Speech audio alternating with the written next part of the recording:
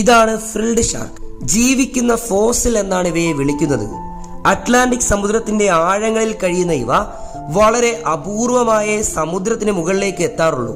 ഇന്നേ വരെ ഇതിന്റെ ജീവിത രീതിയും വാസസ്ഥാനവും സംബന്ധിച്ച വിശദമായ ഒരു വിവരവും ശാസ്ത്രലോകത്തിന് കിട്ടിയിട്ടില്ല. കഴിഞ്ഞ 8 കോടി വർഷങ്ങളായി ഫ്രിൽഡ് ഷാർക്കുകൾ ഭൂമിയിലുണ്ടെന്ന് പഠനം പറയുന്നു. 6 കോടി വർഷങ്ങൾക്ക് മുൻപേ ദിനോസറുകൾ കൊല്ലപ്പെട്ടിട്ടും പിടിച്ചു നിൽക്കാൻ കഴിഞ്ഞവരാണിവർ. എന്താണ് ഇതിന്റെ പിന്നിലെ രഹസ്യമെന്ന് ഇന്നും നിഗൂഢമാണ്. വൃത്താകൃതിയിലാണ് ഇവയുടെ വായ.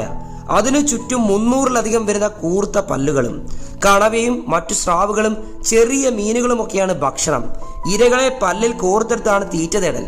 വായിൽ തൊങ്ങല് പിടിപ്പിച്ചതുപോലെ പല്ലുകളുള്ളതിനാലാണ് ഇവയെ ഫ്രിൽഡ് സ്രാവുകൾ എന്ന് വിളിക്കുന്നത്. ഭീമാകാരനും പാമ്പിന്റെ രൂപസാദൃശ്യവും ഉള്ളതിനാൽ കടൽ നാവികർ ഇതിനെ കടൽ സർപ്പം എന്ന് വിളിച്ചിരുന്നു. ഈ ജീവിയെ നിങ്ങൾ ആദ്യമായി കാണുകയാണെങ്കിൽ ഒരു ലൈക്ക് തന്ന് ചാനൽ കൂടിയും സപ്പോർട്ട് ചെയ്തേക്കണേ.